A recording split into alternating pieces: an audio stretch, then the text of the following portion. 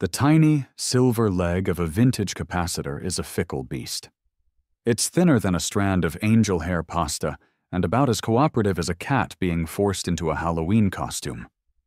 One wrong move, one tremor from the garage door rattling in the wind, and you've just fried a piece of 1980s history that you can only replace by buying a second, equally broken VCR from a stranger on the internet who smells faintly of mothballs and regret. This was my zen, my yoga, my sacred space. Mark, are you building a tiny city in here? My wife, Sarah, stood silhouetted in the doorway connecting the garage to the kitchen, a laundry basket propped on her hip. She had the unique talent of asking a question that was both entirely reasonable and completely missing the point. It's not a city. It's a cathedral, I mumbled, my soldering iron held with the delicacy of a bomb disposal expert. A cathedral of clicks and clacks. This, my love, is the motherboard for a custom keyboard that will one day type emails with the auditory satisfaction of a summer hailstorm on a tin roof. Right, a cathedral, she said, stepping carefully over a dismantled Commodore 64. Well, the parishioners of St. Mark the Tinkerer are about to be excommunicated by a rogue Hoover. I need to get to the vacuum. I looked around my domain. It wasn't a mess, not really. It was a three-dimensional, interactive flowchart of my hobbies. To my left, a stack of cathode ray tube televisions waited patiently for resurrection. To my right, a collection of IBM Model M keyboards, the holy grail of mechanical typing, were lined up like ancient monoliths. And everywhere else, on every available surface, were the guts and glory of 24 other projects. Wires like multicolored spaghetti, trays of sorted screws, and the noble husks of electronics past. Sarah called it a tetanus-themed escape room. I called it potential. "Honey, I love you," she said, finally locating the vacuum behind a tower of old PC cases. "And I truly, deeply love that your midlife crisis involves vintage circuit boards and not a 22-year-old named Tiffany. But I just tripped over something that beeped at me. We need a solution." She was right, of course. My passion had outgrown its containment unit. Every time I wanted to start a new project, I had to spend an hour moving old projects around, like a high-stakes game of Jenga where the loser gets a mild electrical shock. "I need a workshop," I said, setting the soldering iron in its stand and looking at her with the gravity the statement deserved. "A sanctuary. A place of my own, with a door and everything." My eyes glazed over as the vision appeared to me, fully formed and beautiful. "A shed, Sarah. A simple, glorious 10 by 12-foot wooden shed from Home Depot. A place for my tools, my projects, my sanity. A place where I can listen to 80s rock and spill solder without getting it on the good towels." The dream was so close I could almost smell the treated pine. Our neighborhood, Whispering Pines, was the quintessential American suburb. Manicured lawns, identical mailboxes, and a palpable sense of enforced tranquility. It was the perfect place for a shed. Or so I thought.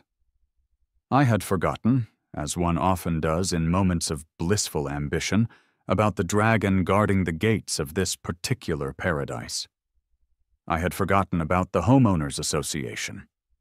More specifically, I had forgotten about its Grand Inquisitor, its chairman, its supreme leader, Preston Ainsworth III.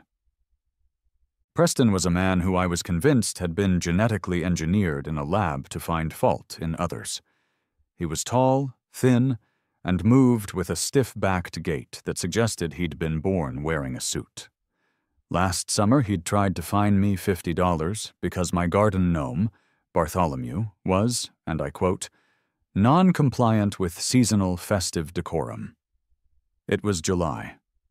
Bartholomew was wearing his standard-issue pointy red hat and fishing rod. He is a year-round resident of our azalea bush, a silent ceramic guardian against, well, I'm not sure what, but he does it with quiet dignity. I'd fought the fine, citing Bartholomew's right to exist outside the oppressive confines of the Christmas season. I won, but I'd made a powerful, petty enemy. The shed, I knew, would require Preston's approval, but it was a shed, a normal, classic suburban shed. What kind of monster could possibly have a problem with a shed? The mail arrived the next day, as it always does, with its usual mix of thrilling credit card offers and coupons for pizza places we never order from. But nestled among the mundane was an envelope that felt different. It was crisp, cream-colored, and thick enough to stop a small-caliber bullet. In the top left corner, embossed in shimmering gold foil, was the logo of the Whispering Pines HOA. It looked like two pine trees whispering secrets about your overgrown lawn. "Uh-oh," Sarah said, peering over my shoulder as I held it. "That looks official." "Official is HOA speak for someone's trash cans are visible from the street again," I said, tearing it open. But this wasn't about trash cans. This was worse. I unfolded the letter. The font was a severe, judgmental Times New Roman. I read it aloud, my voice dripping with the theatrical flair it deserved. "Dear residents of Whispering Pines," I began. Following a comprehensive review of our community's aesthetic standards and in an ongoing effort to maintain a harmonious visual landscape for the enjoyment of all homeowners, the Board of Directors has voted to amend Bylaw 11.3. I paused for dramatic effect. Here it comes. Effective immediately, the installation, construction, or placement of any new auxiliary outbuildings, storage structures, or sheds of any material or size is hereby indefinitely prohibited. I stopped reading. The air in the kitchen grew heavy. Sarah slowly put down the dish towel she was holding. "What?" she asked. "They banned sheds," I said, my voice a hollow whisper. I reread the sentence, hoping I'd hallucinated it. I hadn't. It continued, detailing how existing sheds were grandfathered in but could not be replaced, and how any new, unapproved structures would face a daily fine of $100. $100 a day. Disbelief curdled into a hot, white rage. It was the kind of impotent fury you feel when a pigeon steals your French fry. It was petty. It was insignificant in the grand scheme of things. But in that moment, it was everything. "Harmonious visual landscape?" I practically shouted, waving the letter. Preston's idea of a harmonious landscape is a golf course that's been chemically sterilized and then paved over with beige asphalt. This isn't about harmony, it's about control. He's a tin-pot dictator in a half-zip sweater. "Okay, honey, deep breaths," Sarah said, attempting to be the voice of reason, though I could see a flicker of outrage in her eyes, too. "It's just a shed, Mark. We'll figure out the garage." "No," I declared, crumpling the edict in my fist. "It was never just a shed. It was hope. It was a dream. It was a place where I could be myself, surrounded by my weird, obsolete junk. This is tyranny, Sarah. Tyranny by laminate." I started pacing the kitchen. "What's next? Bird baths? Wind chimes? Are they coming for the gnomes? Is Bartholomew safe? We need to form a gnome protection program." The letter was a direct, personal attack. Preston knew I wanted a shed. I'd mentioned it to my neighbor Dave just last week, and Dave had the conversational subtlety of a foghorn. This wasn't a policy decision. This was a targeted strike. This was Preston Ainsworth III, looking down from his ivory tower, or more accurately, his beige stuccoed two-story colonial, and smiting my humble dream before it could even be built. I smoothed out the crumpled letter on the counter. The $100 a day fine stared up at me. This wasn't just an annoyance. This was a financial threat. This was a line in the sand. "He has no idea who he's dealing with," I muttered. "There's a meeting on Tuesday. I'll be there. Oh yes, I'll be there." Sarah just sighed and started making coffee. She knew that look in my eye. It was the same look I got before I decided to rewire our entire sound system at 2 in the morning. It was a look that promised chaos. This meant war. The Whispering Pines Community Clubhouse had all the charm and warmth of a DMV that had been decorated by a committee of people who thought grage was a personality trait.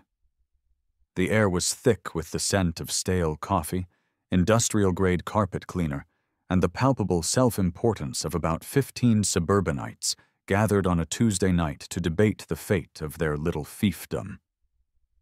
I sat in a flimsy folding chair next to my neighbor, Dave. Dave was a big, good-natured guy whose primary hobbies were his riding lawnmower and complaining about Preston. He was my natural ally.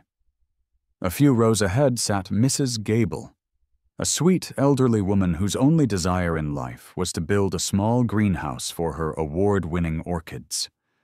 We were the oppressed masses, the huddled few yearning to store things.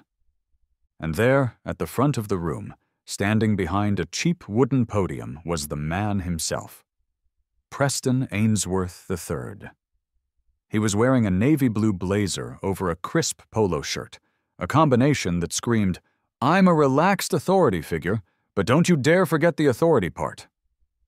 He clicked through a PowerPoint presentation, his voice a smooth, condescending drone. "As you can see from this slide," he said, gesturing to a picture of a rusted, collapsing shack he'd clearly found by searching for world's ugliest shed, the unregulated proliferation of outbuildings can have a significant, deleterious effect on our collective property values. He then clicked to a photo of a pristine, green lawn, unsullied by any structure whatsoever. This, on the other hand, represents the Whispering Pines ideal. An open, uncluttered, and, dare I say, harmonious visual experience. I felt my blood pressure begin to rise. He was using pictures of other neighborhoods to justify a ban in ours. It was propaganda of the highest, most boring order. Finally, he opened the floor for discussion. I shot my hand up so fast I think I sprained a wrist muscle. "Preston," I said, standing up. My voice echoed slightly in the beige room. "With all due respect, and I'm using the term respect here as loosely as the HOA's definition of harmony, you're banning sheds because you don't like how a few of them might look." Preston gifted me a smile that didn't reach his eyes. It was the kind of smile a shark might give a seal just before dinner. "Mark, good to see you. The bylaws are quite clear. We are simply enforcing the standards that protect everyone's investment. A cluttered backyard can be an eyesore." "An eyesore?" I shot back, feeling a surge of righteous indignation. "Your flamingo mailbox, Preston, is a crime against ornithology and good taste. It's an affront to God and man, but I don't see an edict banning tacky avian mail receptacles." A few nervous chuckles rippled through the room. Dave coughed to hide a laugh. Preston's smile tightened. "That's hardly the same thing. My mailbox is a decorative accent. A shed is a structure." "Mrs. Gable wants a small greenhouse for her orchids," I said, pointing to the sweet old woman. "Is she not allowed to have a hobby? Dave here just wants to get his lawnmower out of his garage. Are we supposed to park our mowers in our living rooms now? Does that fit your harmonious visual landscape?" The debate raged for another 20 minutes, but it was useless. Preston had stacked the board with his cronies, a collection of yes-men who nodded along to his every word. The vote was a formality. The motion to uphold the new ban passed 4-1. My shed dream was officially, bureaucratically, and maliciously murdered in a beige room that smelled like despair. I drove home in a state of simmering fury. Dejected, I sat in the driveway scrolling through my phone, looking up the soul-crushing prices of off-site storage units. It felt like defeat. I'd have to pay a monthly fee to some corporation just to store my own stuff, all because of one man's power trip. And then, as if sent from the heavens by a sarcastic god of petty revenge, an ad popped up on my screen. It wasn't for storage units. It was from a local industrial supplier. The ad read, "Heavy-duty storage solutions, used shipping containers for sale." The picture showed a massive, 40-foot-long corrugated steel box sitting in a gravel lot. It was huge. It was industrial. It was beautiful. I stopped. My brain, which had been stewing in a broth of anger, suddenly kicked into high gear. I grabbed the HOA rulebook I'd taken from the meeting, its pages still warm with the heat of my indignation. I flipped through the bylaws, my fingers flying. I found the section on structures. The rule banned permanent structures and sheds. It defined a permanent structure as anything affixed to a concrete foundation or slab. It used the word shed repeatedly, but it never defined it. It said nothing, absolutely nothing, about temporary industrial transport units. A slow, wicked, glorious grin spread across my face. I ran inside, the rulebook clutched in my hand like a holy text. Sarah was on the couch, reading a book. She looked up, sensing the shift in the atmospheric pressure of the room. "Don't tell me," she said. "It didn't go well." "Oh, it went exactly as I expected," I said, my eyes gleaming with the fire of a new and terrible purpose. "Which is why we're moving on to Plan B." "We have a Plan B." "Okay, hear me out," I said, pacing in front of her. "The rulebook says no sheds or permanent outbuildings." "Mark, no," she said, a look of preemptive dread on her face. "Whatever you're thinking, just stop right now. Let's just clean the garage." "But Sarah," I said, stopping to face her, barely able to contain my glee.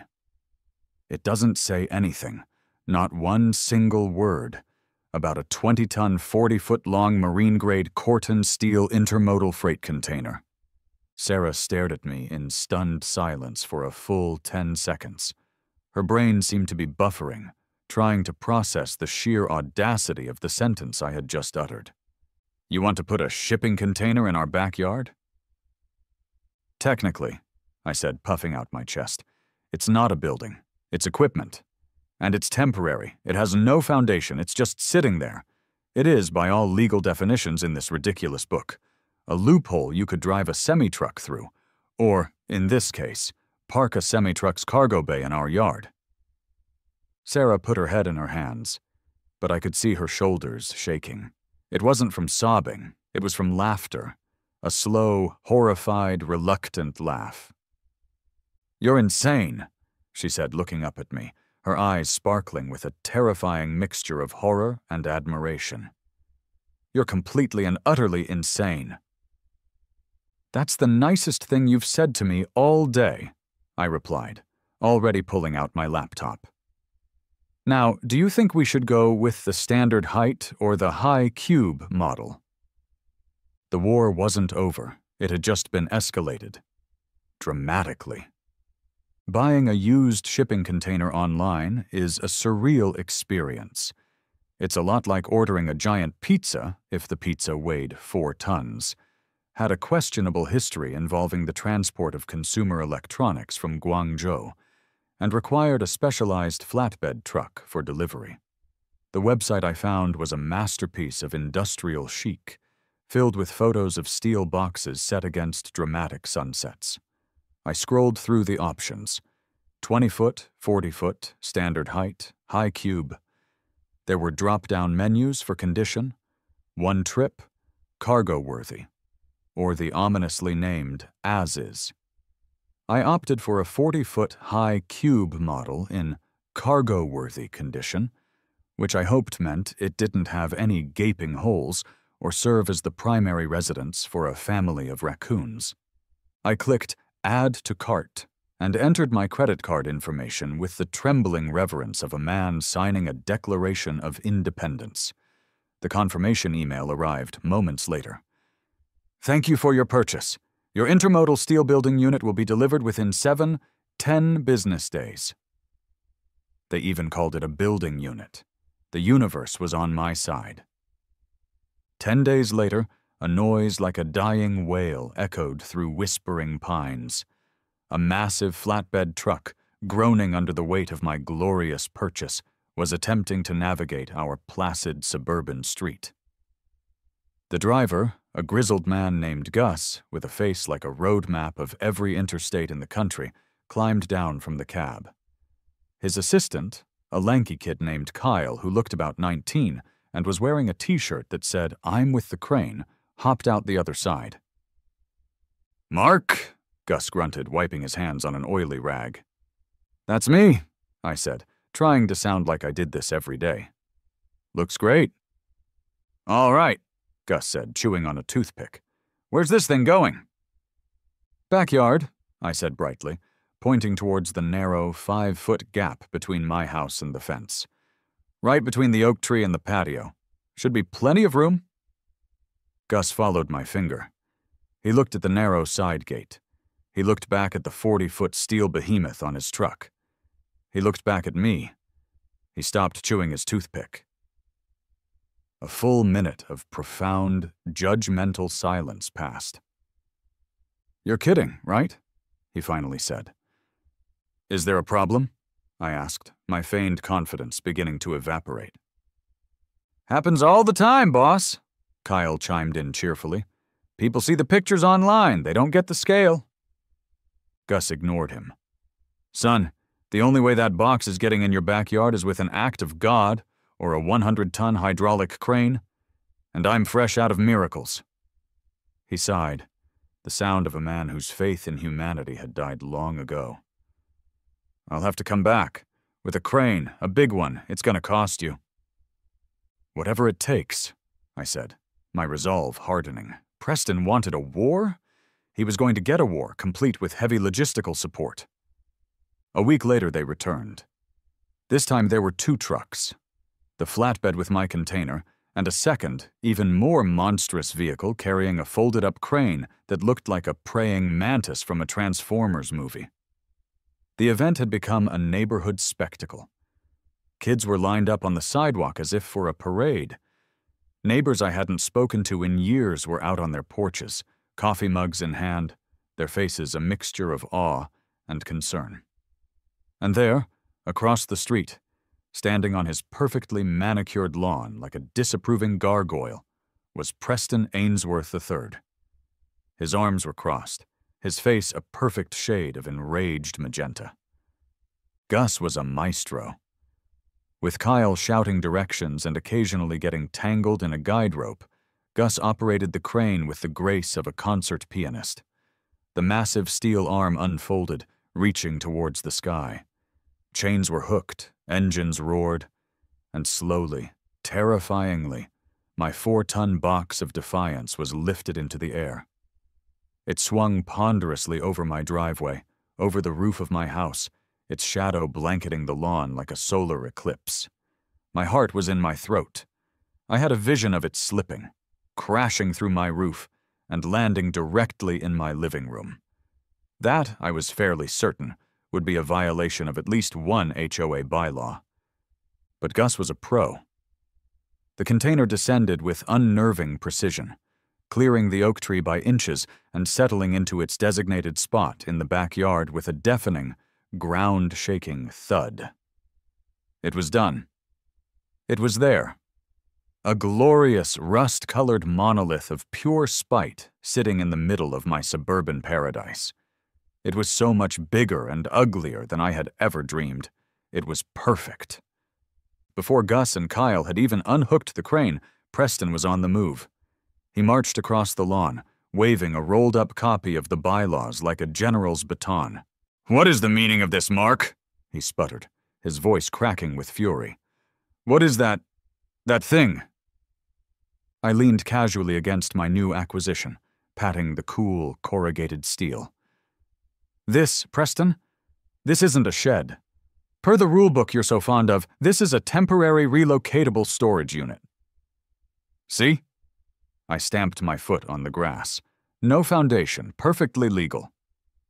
"This is an abomination!" he shrieked, his face getting even redder. "It's an industrial blight. It's beige. I'm calling a special meeting. I'm fining you into oblivion." "Go for it," I said with a calm I did not feel. "But you might want to read your own rules first. The bylaws don't specify the material, color, or size of a temporary storage unit. Seems like a bit of an oversight on your part." Preston stood there, sputtering, wordless. From his back deck, I heard a single, slow clap. It was Dave. He raised his beer can in a silent toast. Preston spun on his heel and stormed back to his own yard, his rage radiating off him in visible waves. Phase 1 was complete. The Eagle had landed. Or, in this case, the giant, ugly metal box. The initial euphoria of victory began to fade the next morning. I stood at my kitchen window, coffee in hand, and truly beheld what I had done. The container wasn't just big, it was oppressive. It dominated the backyard, blocking the morning sun and casting a long, rectangular shadow over Sarah's petunias. It was the color of sadness, a faded, industrial beige streaked with rust stains that looked like it was weeping. "It looks like a beached whale, Mark," Sarah said, coming to stand beside me. "A very rectangular, very sad whale that's given up on life." She was right. In my quest for a legal loophole, I had created a genuine eyesore. Preston, for all his villainy, might have actually had a point. The container was ugly, horrendously, soul-crushingly ugly. My magnificent act of defiance looked more like I had simply abandoned industrial waste in my yard. "Okay," I said, a new plan already forming. "It's a blank canvas." Sarah looked at me skeptically. "A canvas for what? A cry for help?" "No," I said, a slow grin spreading across my face. "For art. We're not just going to leave it there as a monument to ugliness. We're going to make it beautiful. We're going to fight his petty tyranny not with more ugliness, but with overwhelming, undeniable tranquility." I turned to her, my eyes wide with inspiration. "Sarah, we are going to paint a soothing, tranquil, Bob Ross landscape on the side of it." Sarah blinked. "A what?" "A Bob Ross painting," I repeated, my excitement growing. "The side facing Preston's house. We're going to cover it with happy little trees, an almighty mountain, and some fluffy little clouds. We will beat him with beauty. We will weaponize serenity." For a moment, Sarah just stared at me. I could see the gears turning in her head, the initial shock giving way to a dawning realization of the sheer, passive-aggressive genius of the plan. A slow smile spread across her face. "Oh my God," she whispered. "You're a monster." She paused. Then her smile widened. "I'll get the paint." That Saturday, Operation Happy Little Accident commenced. Our first stop was the hardware store, where we stood in the paint aisle for a solid hour, debating the subtle nuances of various shades of blue. "Is this more of a cerulean blue or a phthalo blue, Sarah?" I asked, holding two paint chips next to each other. "The integrity of the crystal-clear lake depends on this decision." We left with gallons of exterior paint, a collection of rollers, a mishmash of cheap brushes, and the optimism of two people who had no idea what they were doing. We set up a laptop on the patio table, queued up a classic episode of The Joy of Painting, and got to work. The first step was prep. We spent 3 miserable hours pressure washing 40 feet of corrugated steel. The grooves were a nightmare, collecting a decade's worth of grime and dead spiders. Then came the primer, a thick, sticky white paint that got on everything. Our clothes, our hair, the dog. Finally, it was time for the art. With Bob's soothing voice guiding us, "Let's just take our 2-inch brush here and just have some fun." We began. The corrugated surface immediately proved to be our nemesis. Every brushstroke was a battle. The paint would either run down the grooves or skip over them entirely. My mighty mountain, which Bob created in about 30 seconds with a few effortless scrapes of a palette knife, looked like a lopsided gray pyramid drawn by a 5-year-old during an earthquake. I'd tried to add the snow break on the peak, but it ended up looking like a giant bird had pooped on the summit. There are no mistakes, I muttered to myself, channeling Bob. Just happy accidents. Well, we're having a lot of happy accidents over here, Sarah called from her end of the container. She was in charge of the sky and the clouds. The instructions said to use a 2-inch brush and just tap to make the fluffy little clouds. I tapped, Mark. Now it looks like a squadron of angry cotton balls is invading from the north. They're not angry, I corrected. They're dramatic. It adds tension to the composition. From his deck next door, Dave watched our progress with amusement. "Looking good, guys," he shouted. "Is that the Rockies or a giant moldy loaf of bread?" Despite our spectacular lack of talent, we pressed on. The process became a strange, hilarious, bonding experience. We were covered in paint, we were laughing hysterically at our own incompetence, and slowly, miraculously, something resembling a landscape began to emerge. The gray pyramid, with enough layering, started to look vaguely mountain-like. The angry cotton balls, blended together, became a passable sky. We added a lake, an almighty evergreen tree that was slightly crooked, and, of course, a whole forest of happy little trees at the base.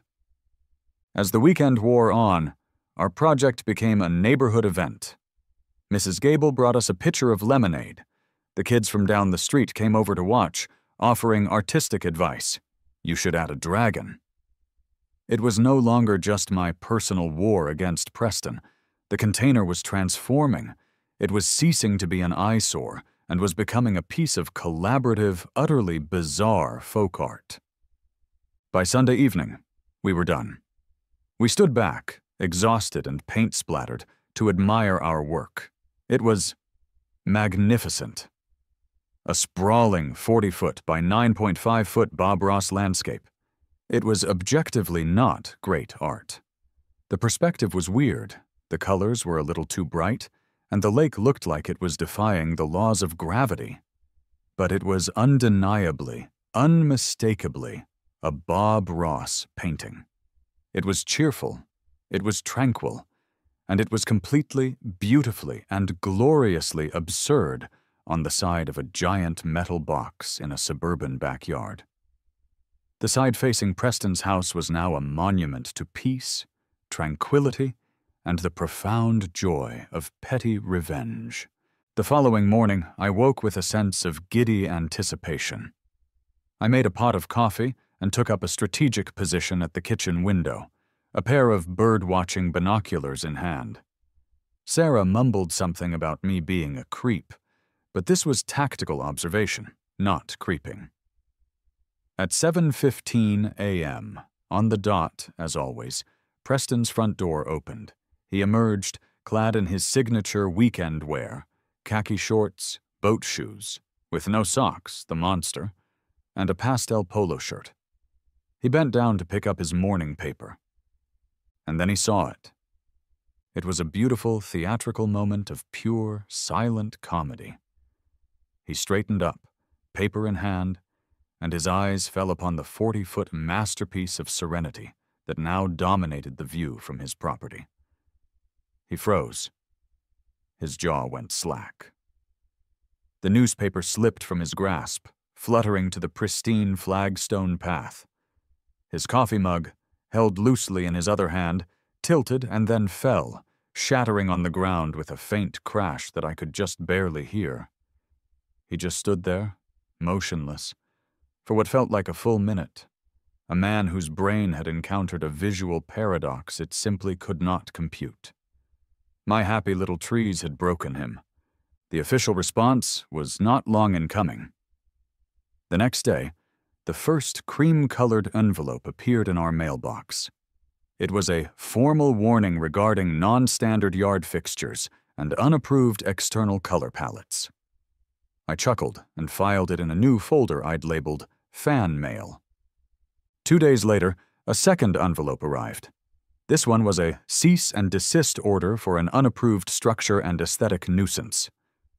This one sounded more serious, but I was confident in my loophole. Then, the fines began.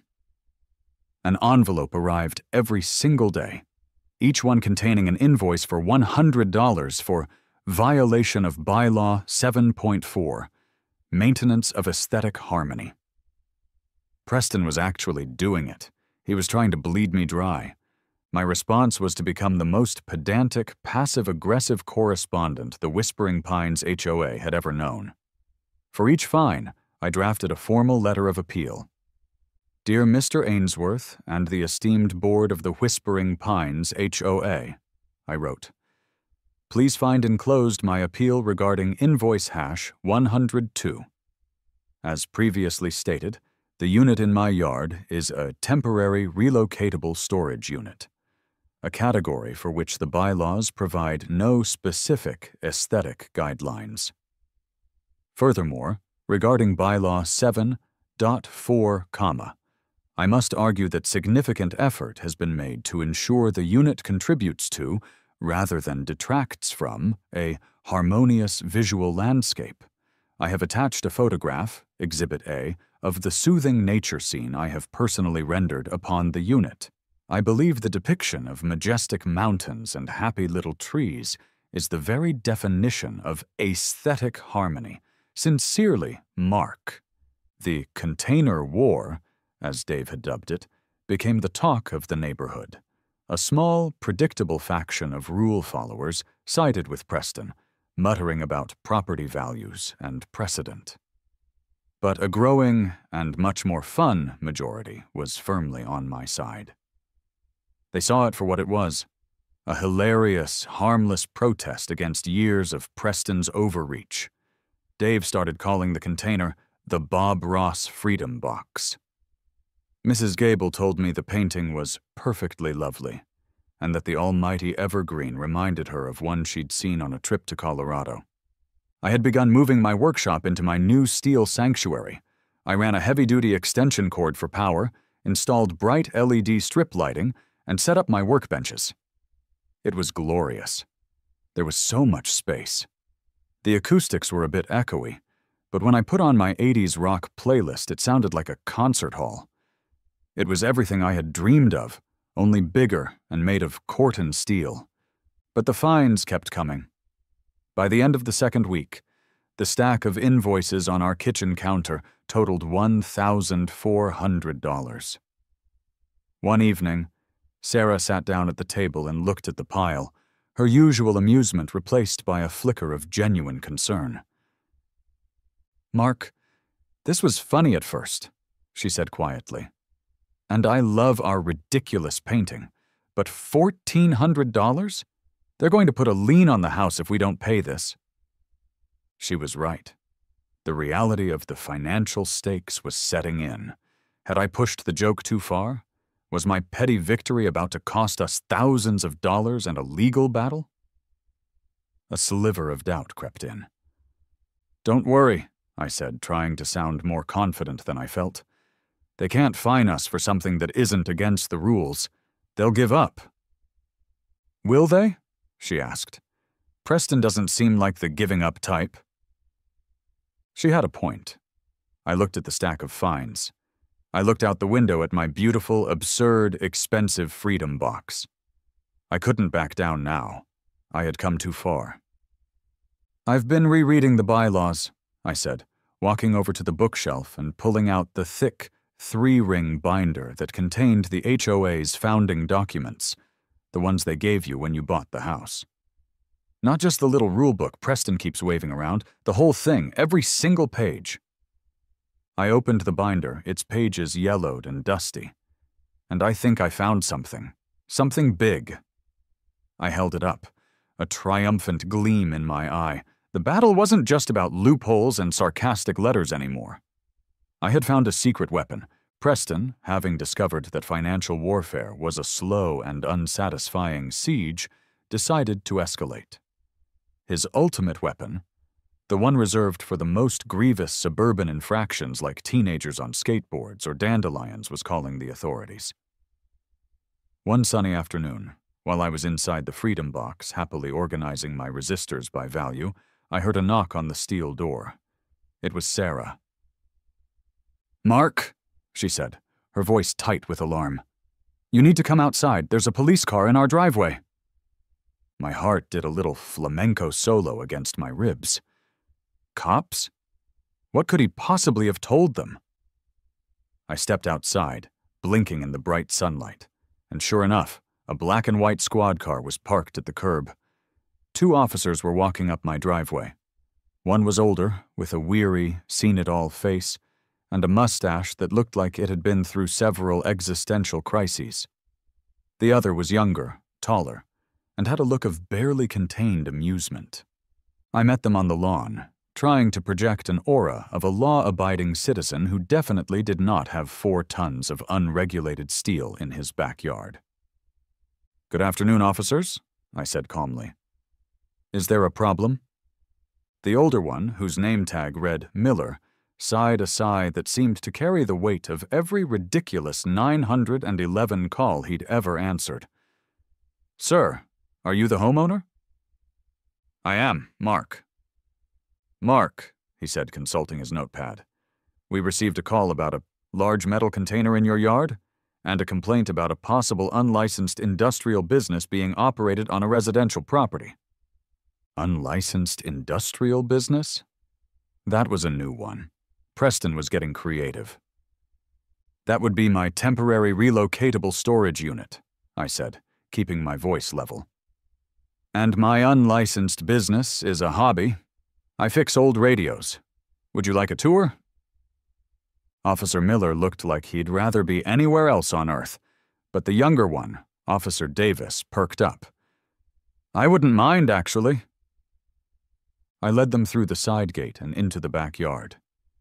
They stopped dead in their tracks. They stared at the 40-foot Bob Ross painting. Officer Miller's mustache twitched. Officer Davis bit his lip, but a small snort escaped. He quickly disguised it as a cough. "So," Officer Davis said, gesturing at the masterpiece, "you painted this."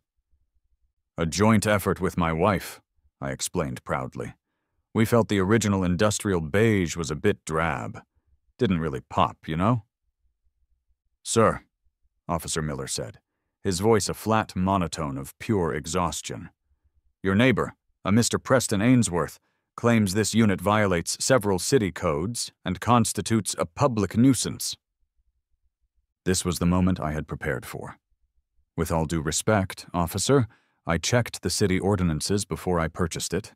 As long as the structure is more than 5 feet from the property line, is not on a permanent foundation, and is under a certain height, it's classified the same as a parked vehicle or a roll-off dumpster. It's perfectly legal. The dispute with the HOA is a civil matter, not a criminal one. Just then, as if summoned by the mere mention of his name, Preston appeared. He had clearly been watching from his window and couldn't resist the chance to see me hauled away in handcuffs. He came storming across his lawn to the property line.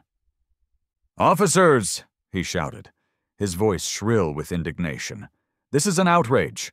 This man is flouting the rules. That monstrosity is a blight on our community. Are you going to enforce the law or not?" Officer Miller turned his head slowly to face Preston, his patience finally snapping.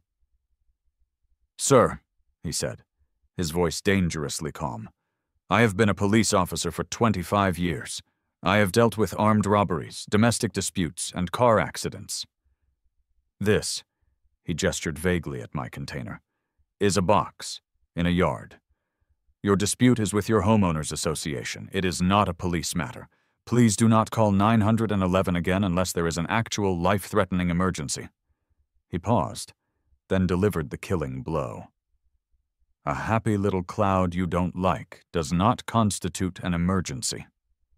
Officer Davis finally lost his battle for composure and let out a full-on laugh, which he tried to cover by turning away and examining a bush.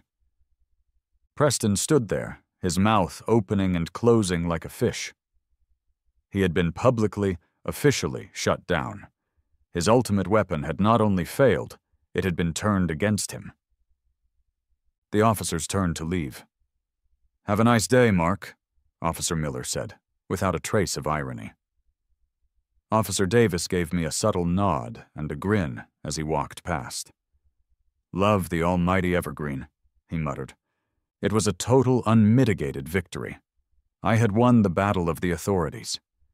Preston was left fuming in his yard, his power diminished, his face a glorious shade of defeated crimson. A few days after the police incident, a tentative quiet settled over Whispering Pines. The daily fine notices stopped arriving. I suspected Preston was licking his wounds and plotting his next move. One evening, as Sarah and I were having dinner, there was a knock at the door. It wasn't the sharp, officious rap of a process server, but a softer, more hesitant sound. I opened it to find Mr. Henderson standing on my porch. Mr. Henderson was the neighborhood curmudgeon. A widower in his late 70s, he lived on the other side of me and spent most of his days tending his garden and scowling at passing cars. I'd always pegged him as a staunch member of Camp Preston, a believer in rules and order. "Henderson," I said, surprised. "Everything all right?" "Evening, Mark," he said, his voice a gravelly rumble. "I was wondering, if you wouldn't mind, I'd like to see the box." Stunned, I led him through the house and into the backyard. He stood before the Bob Ross painting for a long moment, his face unreadable. Then he walked over and ran a hand along the corrugated steel. He peered inside the open door at my workshop. He nodded slowly. "Good setup," he grunted. He turned to me. "Preston's a fool. Has been since he moved in 10 years ago." "You're not mad about the giant metal box?" I asked, still trying to figure out his angle. "Son," he said, a wry smile touching his lips for the first time. 20 years ago, before Preston and his kind moved into this neighborhood and started worrying about a visual harmony. I tried to build a small gazebo back here. My wife, Eleanor, she loved to sit outside and read." He sighed. "The HOA, in its infancy then, told me it was an unapproved permanent structure." Sound familiar? I nodded. "I fought them," he continued, "and I lost. But I learned something. You know what I did? I went down to the county clerk's office. I spent a week digging through dusty records until I found the original founding documents for this whole subdivision, the master deed restrictions." He locked eyes with me, and I suddenly understood. This was the same path I had started down. "They have to follow the original master deed," he said, his voice filled with the satisfaction of a man whose long-held knowledge was finally proving useful.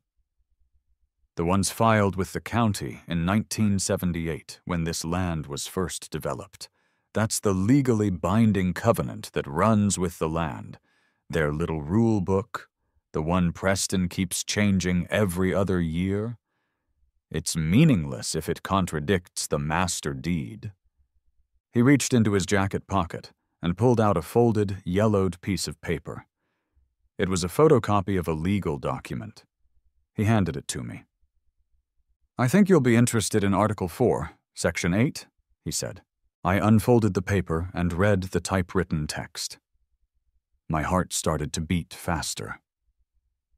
It stated, in clear, unambiguous legal language, that every homeowner in the Whispering Pines subdivision was permitted to erect on their property one auxiliary structure, not to exceed 500 square feet in area, for the purpose of storage or hobbyist activities. It was right there, in black and white. The HOA's recent total ban on sheds was a complete, illegal overreach of their power. They had never legally amended the master deed, a complex process that required a 2/3 vote from every single homeowner in the subdivision, something they had clearly never attempted. My 40-foot by 8-foot container was 320 square feet, well under the limit. It was, and always had been, perfectly legal under the real rules. "Preston never did his homework," Mr. Henderson said with a grim smile. "He just likes making rules." An alliance was forged right there, in the shadow of a giant Bob Ross painting. Mr. Henderson had been waiting 20 years for someone to challenge the HOA's creeping tyranny. I had inadvertently become his champion. He was my Gandalf, my Obi-Wan Kenobi, a suburban warrior who had just handed me the Death Star plans. Preston's silence was, as I suspected, the calm before the storm. A week later, another cream-colored envelope arrived. This one was different. It was a notice for a final emergency HOA meeting. The agenda had a single item: a vote to impose a lien on the property of Mark, my last name, for unpaid fines and continued and egregious bylaw violations. This was the nuclear option. If the vote passed, the HOA could legally place a claim on my house for the thousands of dollars in fines they had invented. This was no longer a joke. This was his checkmate. The night of the meeting, the clubhouse was packed. Word had spread. This was the main event, the finale of the container war. The air was electric with tension. Preston's cronies sat in the front row, looking smug. My supporters, Dave, Mrs. Gable, and a surprising number of other neighbors who were fed up with Preston's reign, filled the back. Preston stood at the podium, a look of grim triumph on his face. He launched into his final tirade, using the projector to display unflattering, zoomed-in pictures of my container. He called it a cancer on our community, an industrial scar, and a flagrant disregard for the social contract of homeownership. It was the speech of a man who believed he had already won. Then it was my turn. I walked to the front of the room, not with the HOA rule book, but with a folder. I had spent the week with Mr. Henderson, preparing. Dave had helped me make copies. "Good evening, everyone," I began, my voice calm and steady. "Preston, you're right. We should all follow the bylaws, which is why I'd like to direct everyone's attention to the actual, legally binding document that governs this community." I paused, letting the words hang in the air. I'm not talking about the little handbook the board prints out. I'm talking about the Whispering Pines Master Deed Restriction, Article 4, Section 8, filed with the county clerk's office on June 12th, 1978. Dave began handing out the photocopies of the deed page to every person in the room. A confused murmur spread as people started reading. "Allow me to read it for you," I said, my voice ringing with clarity. "Each homeowner shall be permitted to erect one auxiliary structure, not to exceed 500 square feet in area, for the purpose of storage or hobbyist activities." The murmur grew louder. People were looking from the paper to Preston, their expressions shifting from curiosity to suspicion. "My container, as Preston calls it, is 320 square feet," I continued, pressing my advantage. "Well within the legal limit. This means that the board's recent ban on sheds is, and has always been, legally void. It also means that every single fine levied against me is illegal. Furthermore," I said, looking towards Mrs. Gable, "your attempts to deny homeowners their right to build small sheds and greenhouses were also an illegal overreach of your authority." The room erupted. Preston stood at the podium, his face going from red to a pasty, pale white. He was completely blindsided. That's an old document," he stammered. "Our internal rules, the ones voted on by the board, take precedence." That was the moment Mr. Henderson chose to stand up. He was slow to get to his feet, but his voice was surprisingly strong and clear. "That's incorrect, Mr. Ainsworth," he said, his words cutting through the noise. "A master deed is a legally binding covenant that is attached to every property deed in this subdivision. It can only be amended by a supermajority vote of all homeowners, something you have never obtained. Your internal rules are subordinate. I would suggest you consult an actual real estate lawyer, which it seems the board has profoundly failed to do. Silence. Utter, deafening silence. Preston had no response.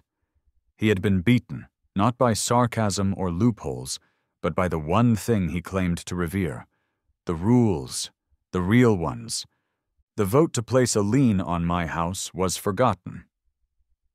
Instead, Dave stood up. "I'd like to make a new motion," he announced. "I move for a vote of no confidence in the presidency of Preston Ainsworth III." The motion was seconded immediately.